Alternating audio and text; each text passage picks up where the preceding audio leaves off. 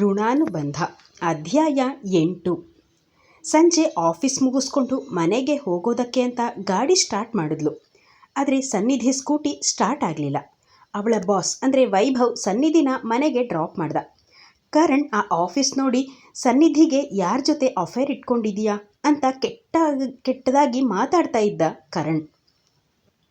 ಇಬ್ಬರ ಮಧ್ಯೆ ಜಗಳ ಜಾಸ್ತಿಯಾಗಿ ಸನ್ನಿಧಿನ ತನ್ನ ರೂಮ್ಗೆ ಹೇಳ್ಕೊಂಡು ಹೋಗಿ ಮೃಗದ ಹಾಗೆ ವರ್ತಿಸಿ ಸನ್ನಿಧಿಗೆ ತುಂಬ ನೋವು ಕೊಟ್ಟಿದ್ದ ಕರಣ್. ಆ ನರಕದಿಂದ ಬಂದ ಸನ್ನಿಧಿ ಮಿಂಚು ಇದ್ದಲ್ಲಿಗೆ ಬಂದಳು. ಅಲ್ಲಿ ಮಿಂಚುನ ನೋಡಿ ಶಾಕ್ ಆದ್ಲು.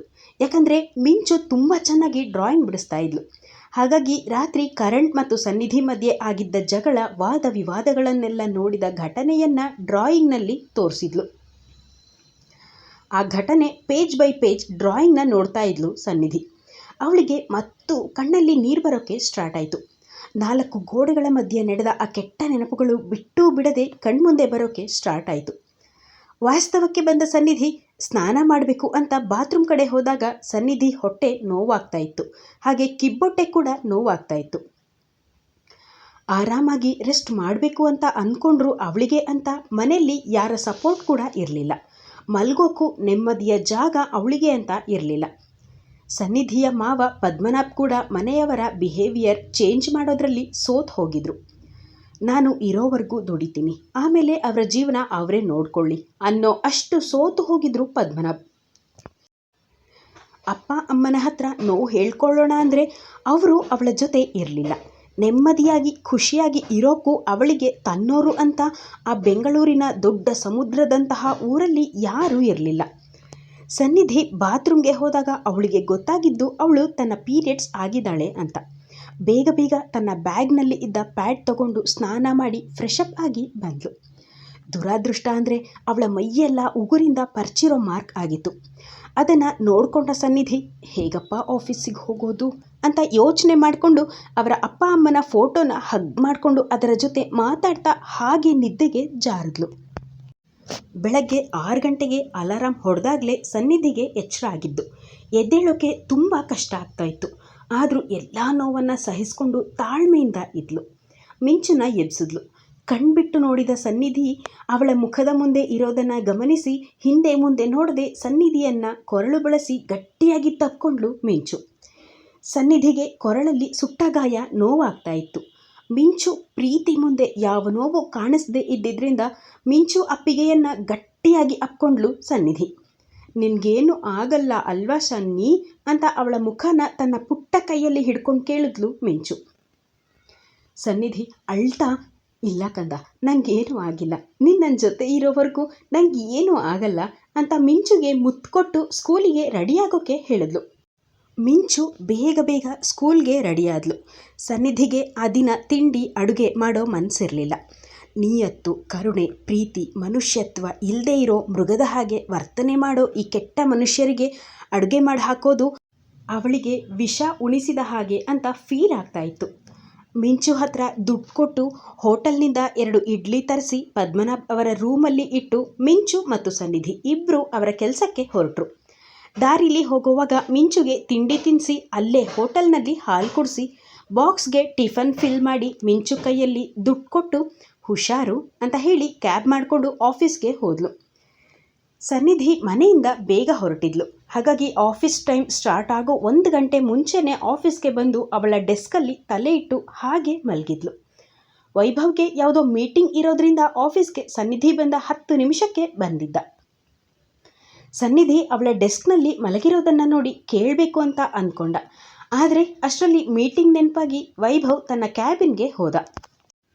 ಆದರೂ ವೈಭವ್ಗೆ ಸನ್ನಿಧಿ ಜೊತೆ ಅವಳ ಬಗ್ಗೆ ತಿಳ್ಕೋಬೇಕು ಅನ್ನೋ ಕ್ಯೂರಿಯಾಸಿಟಿ ದಿನದಿಂದ ದಿನಕ್ಕೆ ಜಾಸ್ತಿ ಆಗ್ತಾನೇ ಇತ್ತು. ಅವಳನ್ನು ನೋಡಿದ್ರೆ ನನಗೆ ಇವಳು ಮೊದಲೇ ಪರಿಚಯ ಇರಬೇಕು ಅನ್ನೋ ಫೀಲಿಂಗ್ ಬರುತ್ತೆ. ಆದರೆ ಅವಳಿಗೂ ನನಗೂ ಪರಿಚಯ ಇಲ್ಲ ಅಂತ ಯೋಚನೆ ಮಾಡ್ತಾ ಇದ್ದ ವೈಭವ್. ಸನ್ನಿಧಿ ಮಲಗಿದ್ದವಳು ಅಲಾರಾಮ್ ಕೂಡ ಇಟ್ಕೊಂಡಿದ್ಲು. ಎಲ್ಲರೂ ಆಫೀಸ್ಗೆ ಬರೋ ಟೈಮಿಂಗು 10 ನಿಮಿಷ ಬೇಗ ಇಟ್ಟಿದ್ಲು. ಅಲಾರಾಮ್ ಬಡ್ಕೊಂಡ ತಕ್ಷಣ ಬಲವಂತವಾಗಿ ಕಣ್ಬಿಟ್ಟು ವಾಶ್ರೂಮ್ ಹೋಗಿ ಮುಖ ವಾಶ್ ಮಾಡಿಕೊಂಡು ಯಾವಾಗಿನ ಥರ ರೆಡಿಯಾಗಿ ಬಂದು ವರ್ಕ್ ಕಡೆ ಗಮನ ಹರಿಸಿದ್ಲು. ಈ ಕಡೆ ವೈಭವ್ ತನ್ನ ಮೀಟಿಂಗ್ ಮುಗಿಸಿ ತನ್ನ ಅಸಿಸ್ಟೆಂಟ್ ಕಮಲ್ಗೆ ಬ್ರೇಕ್ಫಾಸ್ಟ್ನ ಅವನ ಕ್ಯಾಬಿನ್ಗೆ ತರೋಕೆ ಹೇಳ್ದ. ಕಮಲ್ ತಿಂಡಿ ತಂದು ವೈಭವ್ ಕ್ಯಾಬಿನ್ಗೆ ಅಟ್ಯಾಚ್ ಆಗಿದ್ದ ಅವನ ಬೆಡ್ರೂಮ್ನಲ್ಲಿ ಇದ್ದ ಡೈನಿಂಗ್ ಟೇಬಲ್ ಮೇಲೆ ಇಟ್ಟ. ಸನ್ನಿಧಿಗೆ ಕಾಲ್ ಮಾಡಿ ತನ್ನ ಕ್ಯಾಬಿನ್ಗೆ ಕರೆದ. ಸನ್ನಿಧಿ ವೈಭವ್ ಕ್ಯಾಬಿನ್ಗೆ ಬಂದ್ಲು. ಸನ್ನಿಧಿ ಹಾಕಿರೋ ಬಟ್ಟೆ ಅವತಾರ ನೋಡಿ ವೈಭವ್ಗೆ ಏನು ಹೇಳಬೇಕು ಅಂತ ಗೊತ್ತಾಗಲಿಲ್ಲ. ಸನ್ನಿಧಿ ಕ್ಯಾಬಿನ್ ಒಳಗಡೆ ಬಂದು ಸರ್ ಕರೆದ್ರಂತೆ ಕೇಳಿದ್ಲು. ಹಾಂ ಬನ್ನಿ ಸನ್ನಿಧಿ ಕೂತ್ಕೊಳ್ಳಿ ಅಂತ ಅಂದ ವೈಭವ್. ಅಲ್ಲೇ ಇದ್ದ ಚೇರನ್ನು ಎಳ್ಕೊಂಡು ಕೂತ್ಕೊಂಡ್ಳು. ಅವಳ ಮೈಯಲ್ಲಿ ಶಕ್ತಿ ಇಲ್ಲದೆ ಇರೋ ಥರ ಅವಳ ಮುಖ ಬಾಡಿತ್ತು. ಅದನ್ನು ವೈಭವ್ ಗಮನಿಸ್ದ. ಏನಿದು ಸನ್ನಿಧಿ ನಿಮ್ಮ ಡ್ರೆಸ್ಸಿಂಗ್ ಸೆನ್ಸ್ ಕೇಳ್ದ ವೈಭವ್. ಸನ್ನಿಧಿ ಅವಳ ಡ್ರೆಸ್ ಮೇಲೆ ಒಮ್ಮೆ ಕಣ್ಣಾಡಿಸಿದ್ಲು. ಕುತ್ತಿಗೆ ಕವರ್ ಆಗೋ ಥರ ಸ್ಕಾರ್ಫ್ ಹಾಕಿದ್ಲು. ಕುರ್ತಾ ಹಾಕಿ ಕೈ ಫುಲ್ ಮುಚ್ಕೊಳ್ಳೋ ಥರ ಕುರ್ತಾ ಮೇಲೆ ಫ್ಯಾನ್ಸಿ ಸ್ವೆಟರ್ ಹಾಕಿದ್ಲು. ಕಣ್ಣಿನ ಸುತ್ತ ಡಾರ್ಕ್ ಸರ್ಕಲ್ ಆಗಿತ್ತು. ಕಣ್ಣಿನ ಜೊತೆ ಮುಖ ಕೂಡ ಬಾಡಿತ್ತು. ಸನ್ನಿಧಿ ಅವಳ ಡ್ರೆಸ್ ನೋಡಿ ಸರ್ ಅದು ಹುಷಾರಿರಲಿಲ್ಲ, ಅದಕ್ಕೆ ಈ ಥರ ಡ್ರೆಸ್ ಹಾಕಿದ್ದೀನಿ ಅಂತ ನಡುಗೋ ವಾಯ್ಸಲ್ಲೇ ಅಂದ್ಲು. ಅಯ್ಯೋ ನಾನೇನು ಬೈಯೋದಿಲ್ಲ ಸನ್ನಿಧಿ, ನನ್ನ ನೋಡಿದ್ರೆ ಯಾಕೆ ನಿಮಗೆ ಭಯ ಆಗುತ್ತಾ ಅಂತ ಅವಳನ್ನು ಸಮಾಧಾನ ಮಾಡೋಕ್ಕೆ ಟ್ರೈ ಮಾಡ್ದ. ಸನ್ನಿಧಿಗೆ ಏನು ಮಾತಾಡಬೇಕು ಅಂತ ಗೊತ್ತಾಗದೆ ಹೆಸಿಟೇಟ್ ಮಾಡೋ ಥರ ಸ್ಮೈಲ್ ಮಾಡಿದ್ಲು. ಈಗ ನನ್ನ ಜೊತೆ ಬನ್ನಿ ಅಂತ ವೈಭವ್ ಕ್ಯಾಬಿನ್ಗೆ ಅಟ್ಯಾಚ್ ಆಗಿರೋ ಅವನ ಬೆಡ್ರೂಮ್ಗೆ ಕರ್ಕೊಂಡು ಹೋದ. ಸನ್ನಿಧಿಗೆ ಆ ರೂಮ್ ನೋಡಿ ಭಯ ಆಗೋಕ್ಕೆ ಸ್ಟಾರ್ಟ್ ಆಯಿತು. ಅವಳ ಕಣ್ಣಲ್ಲಿ ನೀರು ತುಂಬಿತ್ತು. ನಿನ್ನೆ ರಾತ್ರಿಯಷ್ಟೇ ಅವಳ ಜೀವನದಲ್ಲಿ ಆಗಿರೋ ಕರಾಳ ಕಹಿಯ ಘಟನೆ ನೆನಪಾಗ್ತಾ ಇತ್ತು. ಹೆದರಿದ್ದ ಸನ್ನಿಧಿ ಸಡನ್ನಾಗಿ ಸರ್ ಏನಿದು ಅಂತ ಗಾಬರಿಯಾಗಿ ಕೇಳಿದ್ಲು. ಇದು ನನ್ನ ರೆಸ್ಟಿಂಗ್ ರೂಮ್ ಸನ್ನಿಧಿ. ಮಾರ್ನಿಂಗ್ ನೀನು ಬಂದು ನಿನ್ನ ಟೇಬಲ್ ಮೇಲೆ ಮಲಗಿರೋದನ್ನು ನೋಡಿದೆ. ಯಾಕೋ ಒಂಥರ ಬೇಜಾರಾಯಿತು.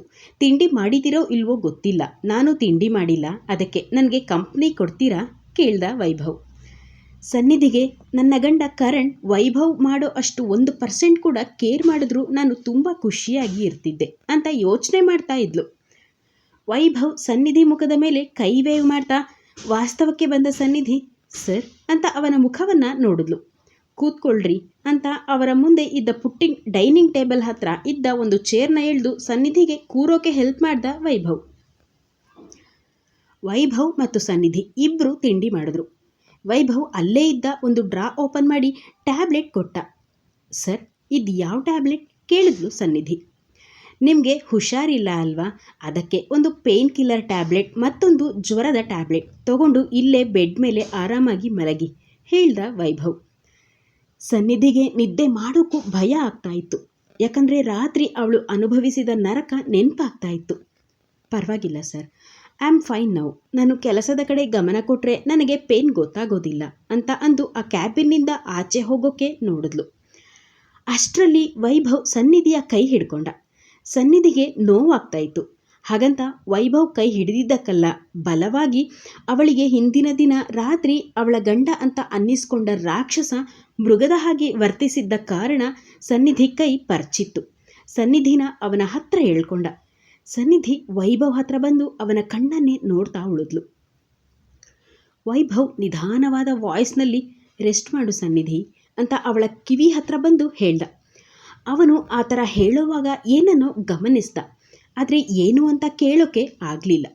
ಸನ್ನಿಧಿಗೆ ವೈಭವ್ ಹಠ ಏನು ಅಂತ ಸ್ವಲ್ಪ ಮಟ್ಟಿಗೆ ಗೊತ್ತಿದ್ದರಿಂದ ಮತ್ತೆ ಏನೂ ಮಾತಾಡೋ ಧೈರ್ಯ ಬರಲಿಲ್ಲ. ವೈಭವ್ ಮಾತಿಗೆ ಜಸ್ಟ್ ಒಂದು ರಿಯಾಕ್ಷನ್ ಕೊಟ್ಲು. ವೈಭವ್ ಸ್ಮೈಲ್ ಮಾಡ್ತಾ ಗುಡ್ ಅಂತ ಹೇಳಿ ಅವಳನ್ನು ಬೆಡ್ ಹತ್ರ ಕರ್ಕೊಂಡು ಹೋಗಿ ಅವಳು ಮಲ್ಗೋಕೆ ಹೆಲ್ಪ್ ಮಾಡಿ AC ಆನ್ ಮಾಡಿ ವಿಂಡೋ ಕರ್ಟನ್ನ ಕ್ಲೋಸ್ ಮಾಡಿ ಕತ್ಲೆ ಮಾಡಿ ಅವಳು ಮಲಗಿದ ನಂತರ ತನ್ನ ಕ್ಯಾಬಿನ್ಗೆ ಹೋದ. ಸನ್ನಿಧಿ ಆ ಬೆಡ್ ಮೇಲೆ ಮಲಗಿ ರಾತ್ರಿ ಆದ ಘಟನೆ ನೆನಪು ಮಾಡಿಕೊಂಡು ಕರಣ್ ಇದ್ದ ಗಲೀಜ್ ರೂಮಿಗೂ ಇಲ್ಲಿ ಇರೋ ಕ್ಲೀನ್ ರೂಮಿಗೂ ಕಂಪೇರ್ ಮಾಡ್ತಾ ಹಾಗೆ ನಿದ್ದೆಗೆ ಜಾರಿದ್ಲು. ಮಧ್ಯಾಹ್ನದ ಟೈಮ್ ಆಗಿತ್ತು. ವೈಭವ್ ತನ್ನೆಲ್ಲ ಕೆಲಸ ಮುಗಿಸಿ ನಿಧಾನವಾಗಿ ಸನ್ನಿಧಿ ಇದ್ದ ರೂಮಿಗೆ ಬಂದ. ಸನ್ನಿಧಿ ನೆಮ್ಮದಿಯಾಗಿ ನಿದ್ದೆ ಮಾಡ್ತಾ ಇದ್ಲು. ಅವಳ ಆ ಮುದ್ದು ಮುಖ ನೋಡ್ತಾ ವೈಭವ್ಗೆ ಏನೋ ಒಂಥರ ಸಮಾಧಾನದ ಫೀಲ್ ಆಗ್ತಾ ಇತ್ತು. ಸನ್ನಿಧಿ ಹತ್ರ ಬಂದು ಅವಳ ಕೊರಳಲ್ಲಿ ಹಾಕಿದ್ದ ಸ್ಕಾರ್ಫ್ನ ನಿಧಾನವಾಗಿ ರಿಮೂವ್ ಮಾಡ್ದ. ಕೊರಳನ್ನು ಡೀಪಾಗಿ ನೋಡ್ತಾ ಇದ್ದ. ಬೆಳಗ್ಗೆ ಸನ್ನಿಧಿ ಹತ್ರ ಕಿವಿಯಲ್ಲಿ ಮಾತಾಡ್ತಾ ಇದ್ದಾಗ ವೈಭವ್ ಆ ಗಾಯ ಗಮನಿಸಿದ್ದ. ಆ ಗಾಯನ ಡೀಪಾಗಿ ಗಮನಿಸಿದ ವೈಭವ್, ಓ ಮೈ ಗಾಡ್, ಇದು ಸಿಗರೇಟಿಂದ ಸುಟ್ಟಿರೋ ಥರ ಕಾಣಿಸ್ತಾ ಇದೆ ಅಂತ ಅಂದ್ಕೊಂಡ. ಹಾಗೆ ನಿಧಾನವಾಗಿ ಅವಳು ಹಾಕಿದ ಸ್ವೆಟರ್ನ ಕೂಡ ರಿಮೂವ್ ಮಾಡ್ದ. ದುಪ್ಪಟ್ಟನ ಅವಳ ಎದೆ ಮುಚ್ಚೋ ಥರ ಕವರ್ ಮಾಡಿ ಅವಳ ಕೈ ಮತ್ತು ಕುತ್ತಿಗೆ ಭಾಗ ನೋಡಿ ದಂಗಾದ. ಮೈ ತುಂಬ ಪರಚಿದ್ದ ಮಾರ್ಕ್ಗಳು ಕಾಣಿಸ್ತಾ ಇತ್ತು. ಸನ್ನಿಧಿಗೆ ಏನಾಗಿರ್ಬೋದು ಅಂತ ಊಹೆ ಮಾಡ್ಕೊಳ್ಳೋಕ್ಕೂ ಕಷ್ಟ ಆಗ್ತಾ ಇತ್ತು. ವೈಭವ್ ಏನೇ ಊಹೆ ಮಾಡಿಕೊಂಡ್ರೂ ಅವನ ಊಹೆಗೂ ಮೀರಿದ್ದು ಸನ್ನಿಧಿಯ ಜೀವನದಲ್ಲಿ ನಡೆದಿತ್ತು. ನಿಂತ ಜಾಗದಲ್ಲೇ ಕುಸಿದು ಕೂತ ವೈಭವ್. ಸನ್ನಿಧಿ ಮತ್ತೆ ಮುದುರ್ಕೊಂಡು ಮಲಗಿದ್ಲು. ಅವಳಿಗೆ ಡಿಸ್ಟರ್ಬ್ ಮಾಡಬಾರ್ದು ಅಂತ ಅಂದ್ಕೊಂಡು ಸ್ಕಾರ್ಫ್ ಮತ್ತು ಸ್ವೆಟರ್ನ ಅಲ್ಲೇ ಇಟ್ಟು ತನ್ನ ಕ್ಯಾಬಿನ್ ಕಡೆ ಹೋದ. ವೈಭವ್ ಹಸಿವು ಹೊಟ್ಟೆಲೇ ಇಂಗೋಯ್ತು. ತನ್ನ ಸೀಟ್ಗೆ ತಲೆ ಕೊಟ್ಟು ಯೋಚನೆ ಮಾಡ್ತಾ ಇದ್ದ. ಸನ್ನಿಧಿ ಅಪ್ಪ ಅಮ್ಮನಿಗೆ ಏನಾಯಿತು? ಅವಳಿಗೆ ತನ್ನೋರು ಅಂತ ಯಾಕೆ ಯಾರೂ ಇಲ್ಲ? ಹಾಗಾದರೆ ಸನ್ನಿಧಿ ಮೇಲೆ ರೇಪ್ ಅಟೆಂಪ್ಟ್ ಆಗಿದೆಯಾ ಅಂತ ವೈಭವ್ ಯೋಚನೆ ಮಾಡ್ತಾ ಇದ್ದ. ಆದರೆ ಸನ್ನಿಧಿಗೆ ಮದುವೆ ಆಗಿರೋ ವಿಷಯ ವೈಭವ್ಗೆ ಗೊತ್ತಾಗ್ತಾ? ನಿಮ್ಮ ಅನಿಸಿಕೆ ಅಭಿಪ್ರಾಯಗಳನ್ನು ಕಮೆಂಟ್ ಮಾಡಿ ಸಪೋರ್ಟ್ ಮಾಡಿ ತಿಳಿಸಿ. ಕಥೆ ಮುಂದುವರಿಯುತ್ತೆ. ಮುಂದಿನ ಸಂಚಿಕೆಯಲ್ಲಿ ಸಿಗೋಣ. ಋಣಾನುಬಂಧ ಅಧ್ಯಾಯ 9. ಧನ್ಯವಾದಗಳು.